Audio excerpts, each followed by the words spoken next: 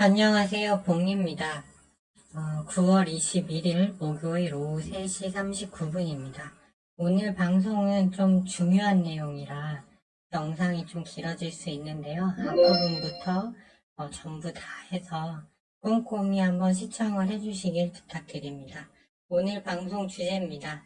파월 의장이 어제 발언으로 알아본 연준의 기준금리 전망이 되겠고요. 거시지표를 한번 전체적인 걸 제가 총 43개의 거시지표를 올려놓고 관찰 중인데요. 이거를 한번 상세히 점검을 해보겠습니다. 그 다음에 추천주로 9월 5일날 추천드려서 가져가는 SY 유신, 금강공업, 삼부토건, 그리고 지난주 월요일에 추천드린 지에넌 에너지 위치 점검을 해보겠고요. 우크라이나 재건주 최근 뉴스 정리를 해서 이 앞으로 재건주 쪽이 어떤 흐름으로 갈지를 분석해드리고 최종적으로는 지금 장세에서 그럼 어떻게 대처해야 하는지에 대해서 말씀드릴게요. 먼저 거시지표를 보기 전에요. 파월 의장의 어제 발언을 핵심이 무엇인가를 한번 알아보면요. 이것은 유럽 중앙은행의 리가르도 총재의 그 의견하고 거의 비슷하다고 볼 수 있어요.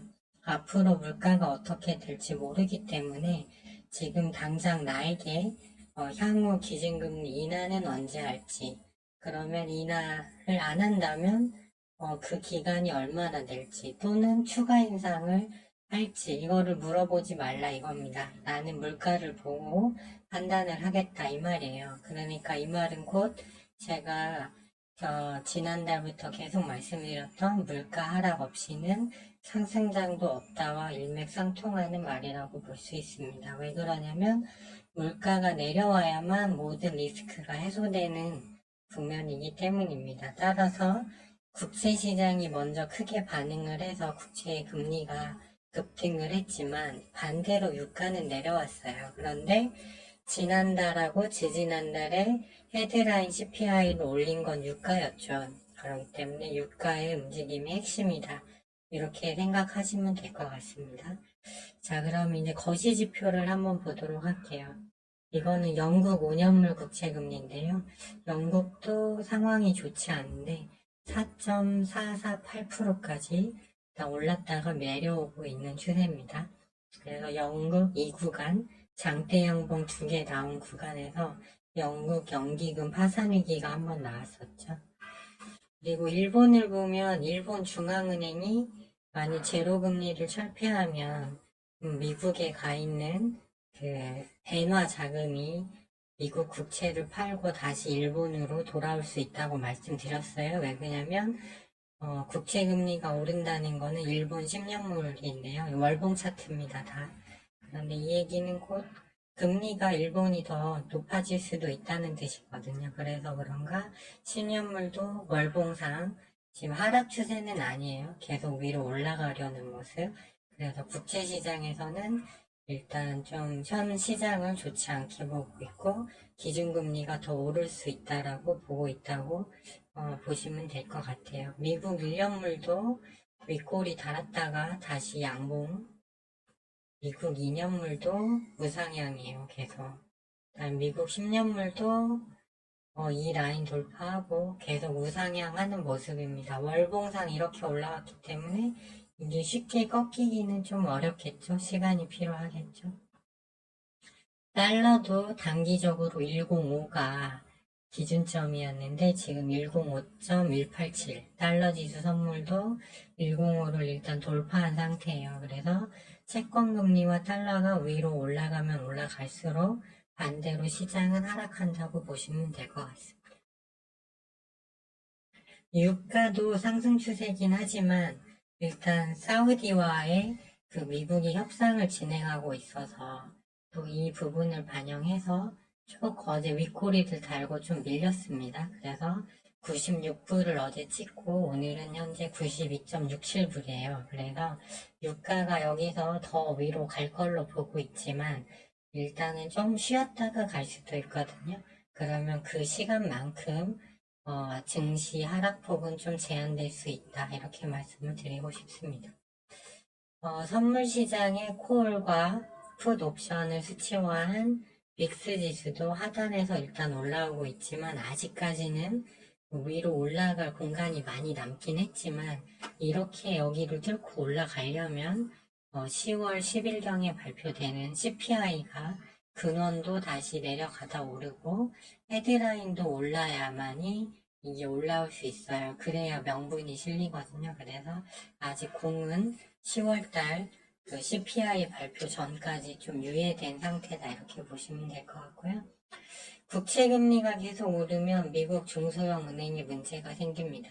그렇기 때문에 비트코인 월봉 차트를 봤을 때 월봉상 하단에서 양봉이 들어와 있죠. 그렇기 때문에 3만 불 이상까지는 올 것 같습니다. 그러니까 숏은 이때 물가와 유가를 다시 보고 한번 치는 게 좋다. 일단은 비트코인 롱을 칠 수 없는 이유는 지금 너무 변수가 많고 지수 차트 흐름도 좋지 않기 때문에 위로 계속 갈 상황은 아닌 걸로 보고 있습니다. 일단. 그리고 원달러 환율도 이번 달에 다시 양봉이 나오면서 현재 1340원인데요. 그때 작년에 지수가 2000포인트, 2100포인트까지 밀릴 때가 1439원이니까 100원밖에 안 남았죠. 그래서 일단 통화시장하고 채권시장은 증시가 하락한다는 쪽으로 일단 움직이고 있다. 이렇게 봐주시면 될 것 같고요. 핵심은 유가다. 어제 파월 의장도 얘기했죠. 유가가 중요하다고. 그런데 유가가 좀 여기서 이제 과열이 들어와서 좀 눌리고 있어요. 다행히. 그래서 만일에 나중에 이제 사우디와의 협상이 잘 안 되면 다시 올라가겠지만 또 이제 겨울철이 왔을 때 흐름을 봐야죠. 하지만 추세 하단까지 내려온다면 요 공간만큼 증시는 조금이라도 반등이 나올 수 있다. 하지만 좀 추이를 더 봐야겠죠. 오늘 사우디가 이란이 핵을 가지면 우리도 핵을 가져야 된다고 말을 했어요. 그래서 미국과의 그 핵 거래설, 개발 거래설이 오늘 가시화된 뉴스로 나왔습니다. 근데 일단 유가가 내려오고 있기 때문에 어제는 파월 의장의 바람 때문에 나스닥만 하락을 많이 했죠. 다우는 그렇게 많이 빠지지 않았죠. 그렇기 때문에 오늘까지 해서 이 충격은 어느 정도 다 반영이 된 걸로 일단은 보고 있어요. 그리고 나스닥 선물 차트를 보시면 여기서 이 1월에서 7월까지 유지됐던 추세 라인을 깼다가 다시 올라갔는데 다시 내려왔어요. 그렇기 때문에 여기까지 추가적인 하락이 나올 수도 있겠죠. 이 자리. 전에 지지받았던 자리. 그런데 여기서 급하게 내려오지는 않을 것 같아요. 왜냐면 일단 유가가 좀 내려오는 추세이기 때문에 이 라인은 지지 일단 할 걸로 보고 있고요. 이제 이 라인이 깨지면 비트코인 숏 베팅 하면서 이제 시장이 이제 그때는 계속 내려갈 거니까 근데 그거는 10월로 좀 유예가 되어 있다. 이렇게 보시면 될 것 같습니다. 오늘 국내 증시 수급을 보시면 일단 금융투자 물량이 2조 원이 있다고 했잖아요. 근데 저번 주 목금일에 사들인 거. 그런데 이게 지금 한 이제 거의 어제 사들인 거 제하고 나면 한 8,500억은 출회가 됐습니다. 그래서 지금 1조 1천억 정도 남았고요. 외인은 코스피는 그렇게 많이 매도하지 않았고 코스닥은 기관, 외국인 모두 크게 어제와 동일하게 이틀 연속 크게 매도가 나왔습니다. 그래도 수급 상황도 환율이 오르니까 당연히 외국인은 나가는 거고 투시는 단타 포지션이니까 이제 던지고 나가는 거겠죠. 그리고 이제 지수 흐름을 한번 보면요. 좀 지수 흐름도 좀 좋지 않아졌습니다. 일단 종합 차트 보시면 1월부터 7월까지 유지된 선을 깨고 그 밑에서 놀고 있다고 말씀드렸는데 오늘 일봉상 20일 이평선을 깨는 어떻게 보면 장대 음봉이 나왔습니다. 장 막판까지 더 이제 동시호가에 더 밀렸네요. 보니까 그래서 일단은 그때 2,500포인트 말씀드렸죠. 2,484가 전에 지지받았던 자리인데 여기를 깨고 내려가면 이제 본격적인 하향 추세로 전환이 되는 것이다 이렇게 볼 수 있는데요. 주봉상으로 보면 밑에 2450포인트에 또 지지라인이 있습니다. 그래서 아까 유가와 연계해서 보면 바로 이 라인을 깨고 내려갈 것 같지는 않고요. 30분봉으로 봐도 투매 시그널이 강하게 들어왔어요. 이제 국내 신용잔고가 20조 1천억으로 좀 줄긴 했지만 여전히 높거든요. 그래서 오늘 잘 나가는 업종도 모두 다 오늘 급락이 나왔어요, 증시가. 그래서 여기 구간처럼 투매 시그널이 뜨면 다음날 좀 더 내려갈 수 있지만 반등은 나온다. 그래서 일단은 미국장 나스닥도 투매 시그널이 이렇게 들어왔거든요. 어제 크게. 그렇기 때문에 바로 빠지기보다는 반등 나오면서 10월 CPI 발표 전까지 횡보 구간 나올 걸로 일단 보고 있습니다. 그리고 코스닥 같은 경우는 이 지지라인을 진작 이탈했는데 오늘 한 번 더 이탈을 했죠. 그래서 마이너스 2.50 크게 하락이 나왔어요. 얘도 역시 투매 시그널, 얘는 투매 시그널 맞으면서 계속 내려왔죠. 근데 하나, 둘, 셋, 네 번째 떴기 때문에 이제 좀 추세선 흐름은 굉장히 좋지 않습니다. 그렇지만 일단은 여기서 추가적인 하락은 좀 제한되지 않을까 보고 있고요. 다만 주봉으로 보면 얘는 지지라인이 코스피하고 다르게 위로 5.87%까지 810포인트 부근에 있습니다. 그렇기 때문에 만일 미국장이 더 하락을 하면 밑으로 810포인트까지는 좀 열어둬야 된다. 그렇게 보고 있고요. 만일 이 자리에 온다면 이 자리는 매수 자리가 됩니다. 왜냐면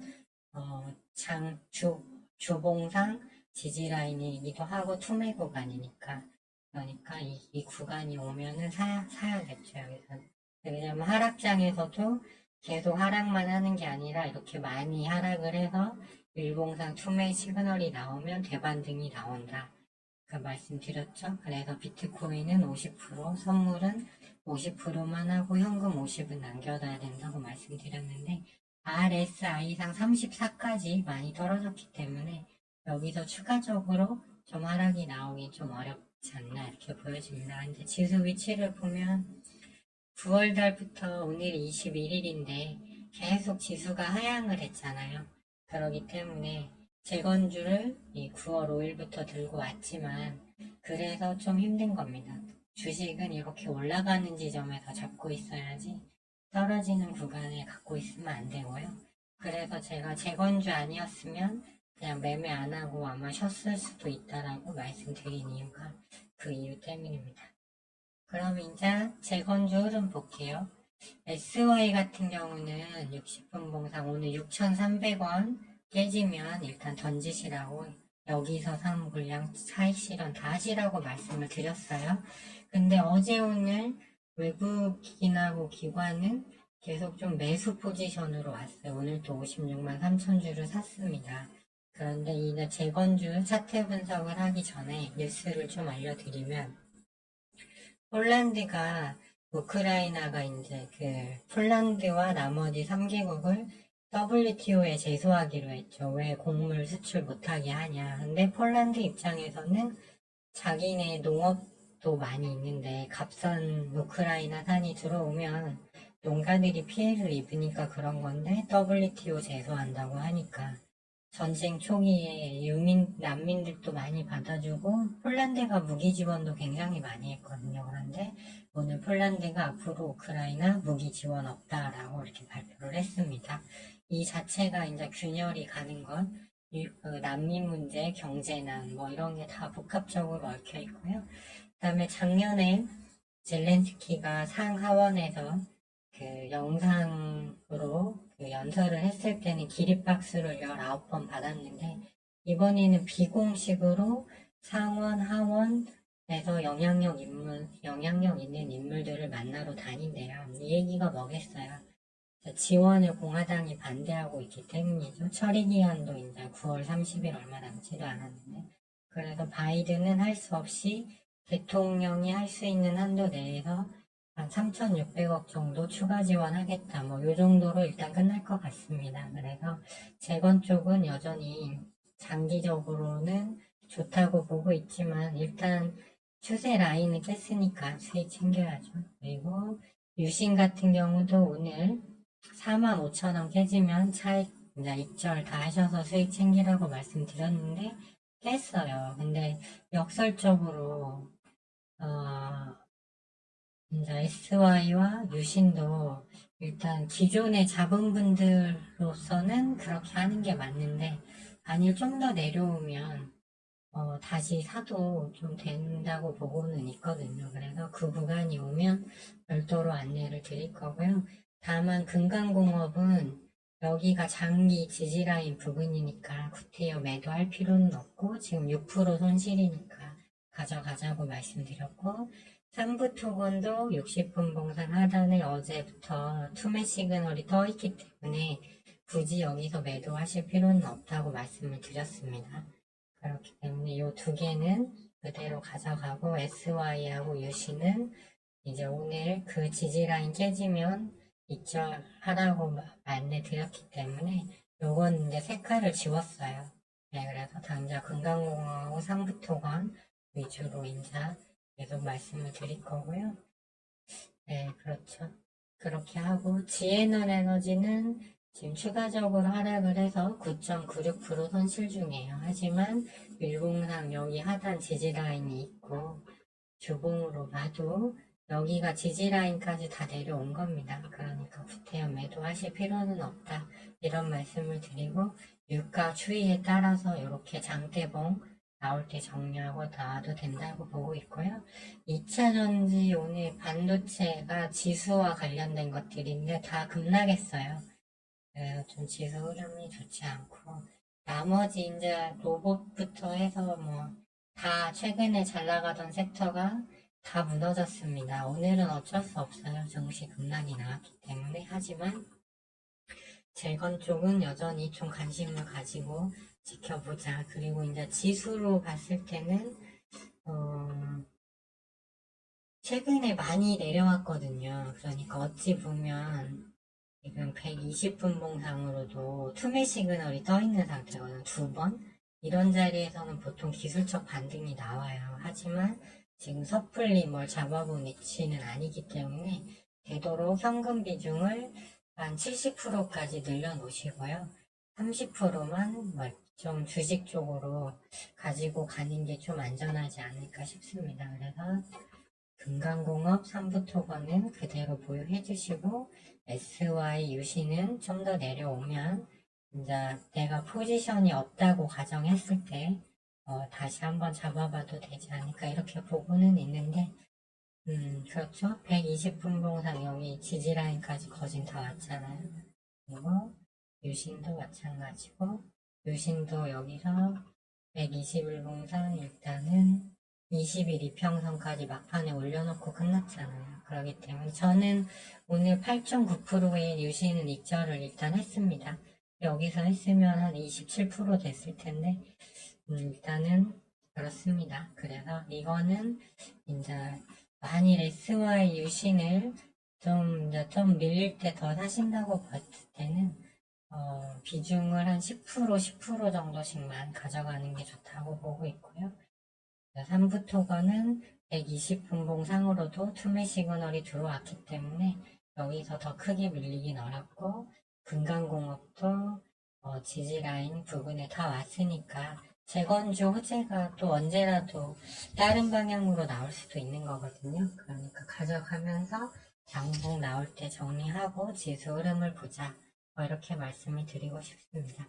오늘은 좀 영상 녹화가 길어졌어요. 하지만 일단 통화 국제시장 흐름이 좀 좋지 않아요. 제가 봤을 땐 파월의장 얘기가 그 얘기인데 일단은 통화시장하고 국제시장은 좀 안 좋게 보고 있다. 다만 유가 흐름이 중요하다. 핵심이다. 그리고 국내 증시는 나스닥처럼 추세가 좋지 않지만 역설적으로 반대로 보면 기술적 반등이 나올 수도 있는 구간에 진입했다. 그래서 SY 유시는 입절 처리됐지만 관심권에 두고 금강공업 상부토건은 추천 이후 지금 손실 중이죠. 그러니까 좀 더 가져가자. GNC 에너지 그리고 주식은 최대로 한 40%만 하시고 60% 정도는 현금으로 보유하면서 시장 흐름을 좀 긴 호흡으로 체크해보자. 이렇게 말씀을 드리고 싶습니다. 오늘 장도 모두 수고 많으셨습니다.